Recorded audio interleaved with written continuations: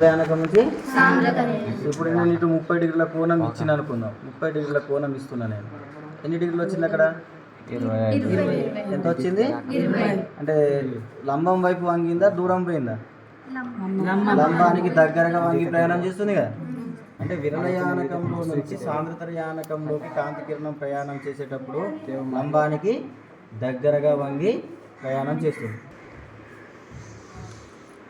40 డిగ్రీలు ఇచ్చినప్పుడు ఎంత వచ్చింది చూడండి, 30 డిగ్రీలు వచ్చింది. అవునా? అంటే ఏమవుతుంది? లంబానికి వైపు వంగి ప్రయాణం చేస్తుంది. ఎప్పుడు విరళయానకంలో నుంచి సాంద్రతర యానకంలోకి కాంతి కిరణం ప్రయాణం చేసినప్పుడు లంబానికి వంగి ప్రయాణం చేస్తుంది. సో ఇప్పుడు మనం ఏం చేద్దామండి, ప్రయాణం చేద్దాం ఇప్పుడు మనం. ఓకే,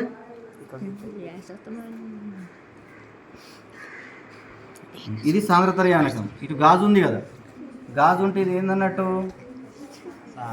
సాంద్రతర. సో దీంట్లో ఉండే కణాలు దగ్గర దగ్గర ఉంటాయి కాబట్టి సాంద్రత ఎక్కువ ఉంటుంది కాబట్టి సాంద్రతర యానకం అంటున్నాం దీన్ని.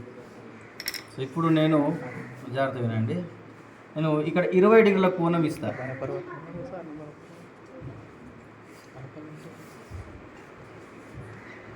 చూడండి ఏమవుతుంది, 20 ఇచ్చినప్పుడు ఎంత పోతుంది? 30. అంటే దూరం జరిగిందా, దగ్గరికి వచ్చిందా?